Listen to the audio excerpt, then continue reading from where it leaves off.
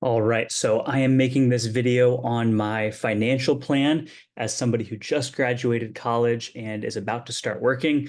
This is probably not something that people are going to watch, and it might not help many people, but it's more just something that I want to be able to look back on in 2030 or 2040 or 2050, just to see where my thoughts were about money as a recent graduate and how they've changed over time. So this is a very short-term plan and it's going to change. But the way I think about financial planning is keeping in mind short, medium, and long term goals, and then adjusting it over time as you find better ways to reach those long term goals.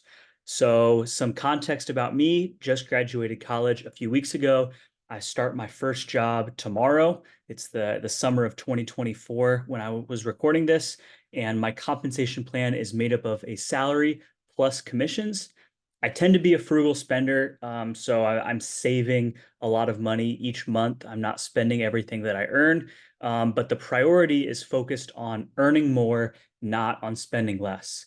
So when given the decision between can I save $200 a month on rent and live in a place that's way worse, but it's going to be cheaper, or do I spend more on rent and live in a place that's nice? I'm willing to spend more. I think there's a big difference between making $100,000 a year and 150,000. So I want to dedicate attention to going from 100 to 150 or 150 to 250 or 250 to 500,000 a year, as opposed to how can I go from spending 50,000 to spending 45,000 or spending 100,000 to spending 92,000. Like my most of my attention is focused on increasing my earning potential, as you'll see in this plan. So, as far as what my objectives are, long term, I want to be able to own enough real estate so that I can support my lifestyle through cash flow. So basically, if I own properties and they're producing, $100,000 a month in gross rents, maybe only 70,000 is operating income, and then you might have to pay debt on those properties, and so you're only making 30,000 a month after that. Those are just example numbers, but the idea is that I want to own enough properties or have a stake in large properties alongside others where the cash flow generated from those properties or after expenses, after debt service is enough to support my lifestyle, which right now isn't much. I mean, my expenses are very low, but I'm sure as I, get older and have a family, my expenses will grow significantly. And I want to not be reliant on a job and active income, but to have enough passive income coming in. In the medium term, so this is like a 5 to 7 year outlook, I want to be able to own stakes in San Diego development deals. That's the market that I understand the best. And I want to get forced appreciation. So instead of buying a property, renovating it, and getting an extra $50,000 or $100,000 in equity, I want to buy a property for $1 million, spend $2 million on construction. So I'm all in for $3 million, and then have it get appraised at $5 million because of the income that it produces.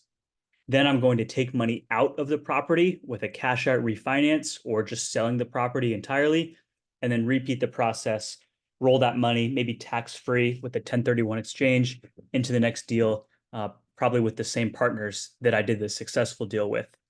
Short term, this is my focus for the next 6 months to 1 year, is to earn and save enough money to get into real estate deal number one. As of summer 2024, I own 0 properties. So I'm focused on either raising money from others and getting equity in a property without putting my own money in, or earning enough money from salary and commissions to then put it into a property alongside my coworkers who are much more experienced with this than I am.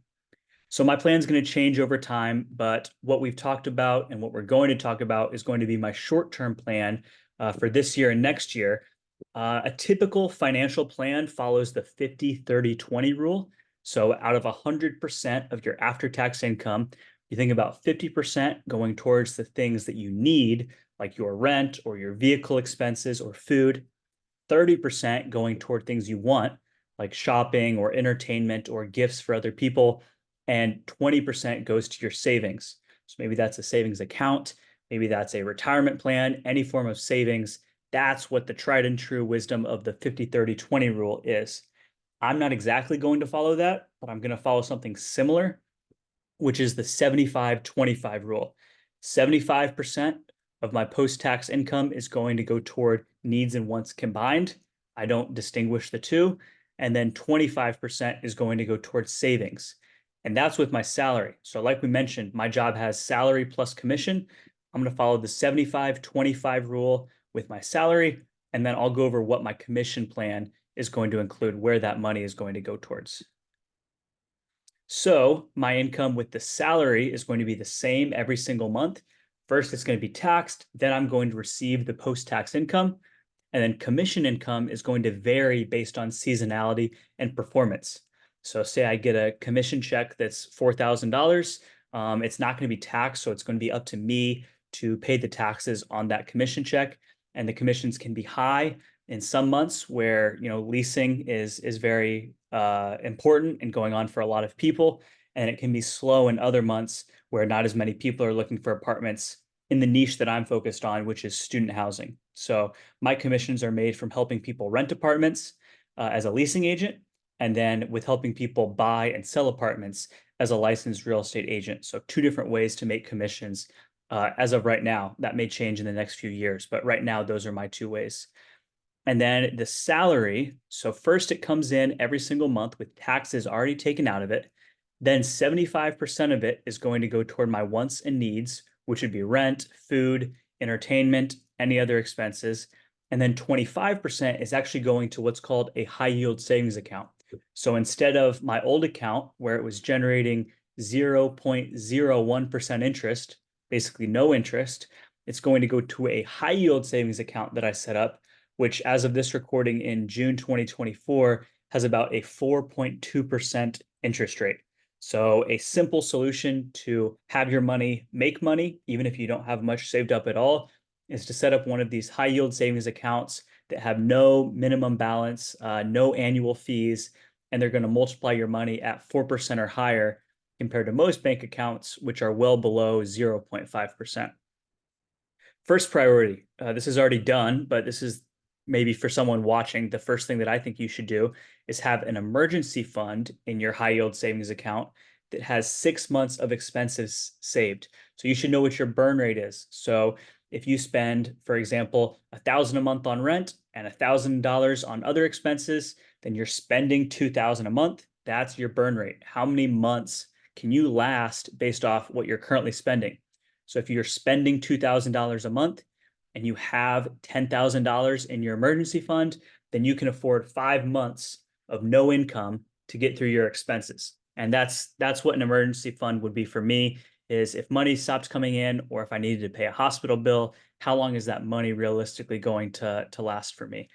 And what's interesting is within this high yield savings account, you have lots of different buckets, which just helps you sort the money easier, kind of makes it a game. It incentivizes you to try to grow different categories, which I'll go through the categories here in a second. But all the categories are earning the same, for me, 4.2% interest rate. Then money's going to go into that core savings account after the emergency fund is full. Then I'm going to split that money up into buckets with different focuses. And these are what the buckets are. So out of the money that I've saved, which is 25% of my salary after taxes, 40% is going to go toward buying real estate. So that's going to consist of buying properties, building units on those properties, and then after that, we're going to do a refinance or sell the property would be the other option. 20% of my salary savings would go toward increasing my income.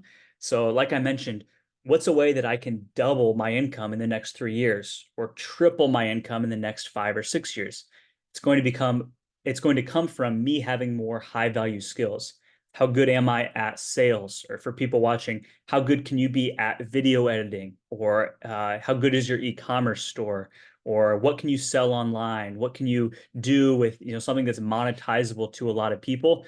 I think developing those skills can come from free resources like YouTube, but there are also paid resources that are worth the money. A $100 course that drastically increases your income potential is worth $100. A $500 event that puts you around people that will help you double your income in the next few years is worth the $500 to go to the event. So 20% of my savings for courses, books, and events to increase my income, 20% towards a new car purchase. Used to have like a dream car of a Mercedes-Benz convertible, but I kind of realized the value of compounding money, and I'm okay putting off that, that want for a new car for quite a while and just devoting most of the attention toward real estate and increasing my income. But the car that I have now does have a lot of miles on it, so I will need a new one in maybe 3 to 5 years. Drive the current one until it breaks down. That's the current plan. But eventually, I want to have enough saved for a down payment on that car. So 20% of the savings is going to go toward that, and then 20% toward vacations. So lots of cities in the US and lots of cities around the world that I've never been to that I want to go to. I don't like the mentality of just, I'm going to save all of my money throughout my 20s. And then when I turn 30, I'm going to spend it. I think I'm going to enjoy the journey along the way. And even if I'm only saving 20% of my savings towards vacations, I think that'll add up over time and I'll be able to take some pretty cool and fun trips without being stressed about how much money I'm spending on them. As far as my commission income, we mentioned that that does not have taxes taken out of it. So 30% of the money that comes in, I move to a bucket in the high yield savings account called tax payments. So whether that's quarterly or annually, I'm ready to make the tax payments because I do have that money set aside. It is generating interest, which is nice that I can make money on it in the meantime before I pay the taxes on it. And as I make more and my tax rate goes up from 30% to 40 or 50, I'm going to change this 30% number. Or as I start having real estate that I can depreciate, this number can go down to say 20 or 15% because of the tax benefits associated with owning real estate. Then 70% of all commission income that I earned is going to go toward those different saving buckets. So these are a little bit more aggressive. Instead of the 40% going to real estate, now 70% of my post-tax commission income is going to go toward real estate. 10% to increasing my income, 10% to that new car purchase, and 10% to vacations. As far as things that were left out, I did not talk about a retirement plan. I'm 23, and if I were to start saving up for retirement, I would have 40 years to let that compound before I'm 63 and I can take it out. But do I want something to compound at an 8% rate when I could have it compound at a higher rate in other vehicles? Other vehicles might be a higher risk option, but my risk appetite is high as someone who is young, and I have an understanding of real estate investments. So I'd like to think I'd be able to filter out the ones that are too good to be true versus the ones that I have, niche expertise in and can actually help realize those returns. There are people that offer you 20% returns to help them with real estate projects. And I would much rather have my money multiply at 20% in a development deal than 8%, which has been the historical norm for a lot of ETFs or index funds over time. And then taxes change over time. So this money in a retirement account is taxed when you take it out instead of taxed when you put it in, which sounds great, but taxes might be a lot different in 40 years than they are today. I would rather work with today's current tax rates while my income is relatively low and while I have an understanding of it now, than bet on something in the future changing to be at a different level. No cryptocurrencies. A lot of people tell you to invest in crypto. A lot of people think they really understand it and it's going to go to the moon or it's really going to promise a great return, but it's not something that I understand. It's outside of my scope of expertise, so I'm going to stay away from it. It's kind of that thing of too good to be true. Maybe the returns are great. I'd be happy to watch other people make a lot of money with it, but if it's not something that I understand, I have no problem missing out on the return and just sticking to what I know. I can sleep better at night knowing that my money is in something that I understand. And with a brokerage account, the last one to talk about, you're not in control of the company's decisions. So say you buy 100 shares of Coca-Cola, and then the CEO of Coca-Cola in a few months or a few years says, we're going to pull out of China, or we're going to completely change our global strategy away from what's been working. We want to focus on something else. Or, a different company decides to focus on a new technology or a new acquisition that doesn't work out. That hurting the stock price doesn't really, it's not your fault because you didn't make that decision, but you put your money behind other leaders, behind other people. So you're not as in control of how that stock performs as you would be with controlling a real estate property that you've underwritten, that you thought, this is a good market, this is a good property, this is what I can control with leasing it out to good tenants. that kind of thing. I would rather have control of my money. Although in the future, maybe I will be more diversified and have retirement money, crypto money, brokerage money. My short-term plan is not to devote money toward these three opportunities for at least the next year. Then with the brokerage account, it has a lack of tax benefits. You can't depreciate it like you can depreciate the real estate properties. So I think that since there are better returns in real estate development, maybe 15%, maybe 20%, when you combine the cash flow benefits plus the appreciation benefits with the projects I'm looking at, and combined with the tax benefits, push it closer to maybe 25 or 30% on some projects. So eventually, I want to focus on some other opportunities, but my focus for now is just on these 1-year goals. To daydream about where I'm going to be putting my money in 2030, it can be helpful to have that medium or long-term plan, but it doesn't do me much good now. I really should be focused on increasing my earning potential and having a solid short-term plan. And in the future, I can focus on these larger opportunities that may come to me. So a bigger opportunity would be private equity. I have a friend named Dylan in San Francisco that's very intelligent in the finance space, the venture capital space. I have no doubt that 10 years from now, he's going to be running his own fund. And I trust him, and I really would like to put my money behind his brain and his judgment. And so putting money into, a bunch of companies where 9 go bankrupt and 1 has a great return, and that carries the returns for the whole bucket. That's something that I want to do when my risk appetite is higher. Right now, I can't afford to, invest in a bunch of companies with a 25 or 50,000 check size and have a bunch of them go to zero. But there will be a day when that is possible, and that's something that I, pursue. Also want to be able to lend variable interest rates, loaning out money to people on multifamily real estate properties. So people think they're diversified because they have money in the stock market and in real estate, but are they actually diversified by asset class or by interest rate is something that I've been thinking about. So when interest rates go down, stock market tends to go up, real estate values tend to go up. But when interest rates go up, stock values tend to go down and the value of real estate tends to go down. So they're diversified by asset class, but they're not diversified for what happens to interest rates. Interest rates rising or falling has the same effect on both of those asset classes in many circumstances. So what I would like to do is be able to make money when interest rates go up. And the way to do that is give people loans. Say I loan money to someone at a 7% interest rate, while loans are around 5% or 6%, and then rates go up, 2% or 3% over the next few years. Then there's a change in the rate on that loan. It's a variable rate, not a fixed rate loan.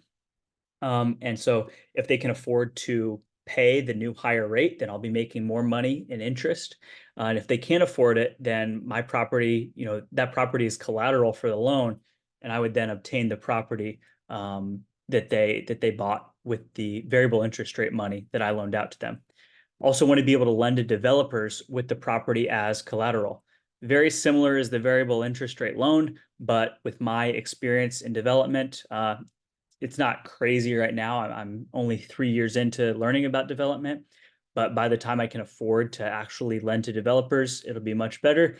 I'll have the property as collateral. So either they're making payments to me, interest only payments to me, where I'm going to be making, 5, 7, 9, maybe 11% per year on my money.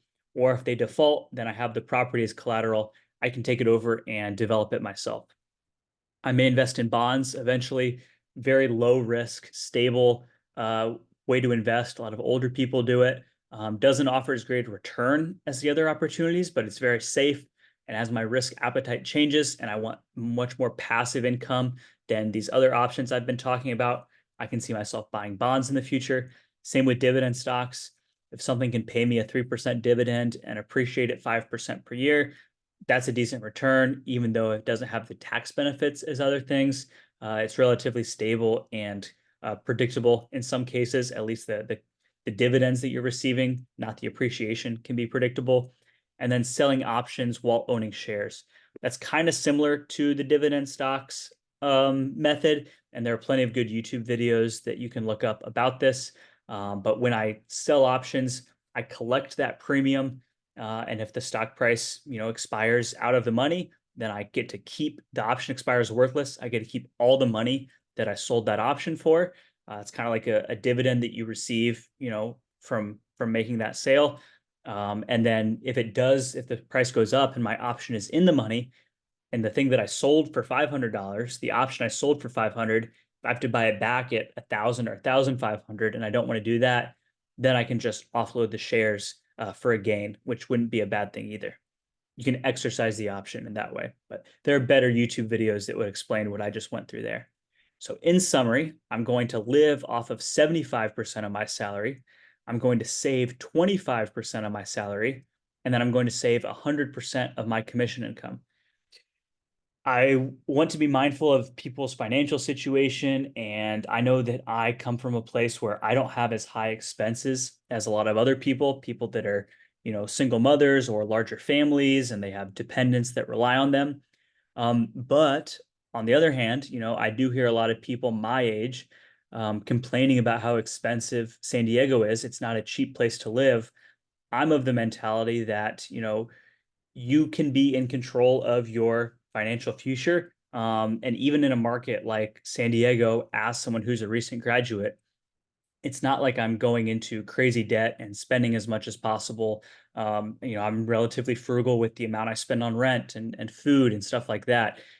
Even in expensive markets, you know, I want, you know, depending on everyone's financial situation, but this is my personal belief, even in expensive financial markets, as a recent college graduate, it's possible, maybe I'll make a video on my monthly budget to show how it's possible to live off of just a portion of your salary and then save a lot of your salary and save commission income if you have that.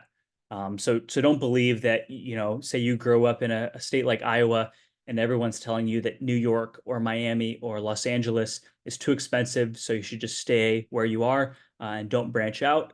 If you want to make the leap and go to a new city and try living somewhere where it is expensive, because it's a desirable place to live, a lot of people want to be there. It's an exciting place to live out your 20s.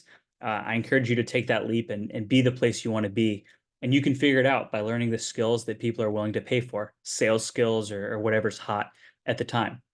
But back on topic, this is what I'm going to be spending money on. So I'm going to spend my money on assets like buying real estate, something that's going to appreciate, go up in value over time, something that I'd be able to depreciate or say that it's going down in value over time with the IRS tax code in order to save on taxes. And then something that's going to generate cash flow. So something that maybe gives me 300 or 1,000 or $1,500 a month, because there's a difference between the gross rent that's paid and the expenses and the debt service, and you're able to keep the difference between the rent and the expenses as your profit. Also, being able to spend money on developing my valuable skills, whether that's through books, courses, or events. I want to get better at sales. I want to get better at raising money to buy real estate deals. A lot of things that I want to improve on. And so if I can develop those skills and someone else is willing to pay for those skills, then I can really increase my income in a short period of time. And so it's very valuable to increase your income instead of trying to make minor changes to just cut down your expenses a little bit. Also, I'm going to spend money on transportation, like buying a car, and fun experiences, which would include those vacations. So not just saving everything that I make, but also enjoying the journey along the way. I'm not sure if anybody will watch this, but maybe it's helpful to some people out there. But this is definitely an interesting snapshot of where my finances are as a 23-year-old who's about to start working tomorrow. I have a long career ahead of me that I'm very excited about. And I wanted to kind of make this video so that I can look back on it when I'm 30, 40, 50 years old and see, you know, the way that I saw financial planning back then compared to in the future. I'm sure I'll have a very different perspective. All right, guys, if you watched through this full, probably 30-minute video, I appreciate you guys watching. Thank you.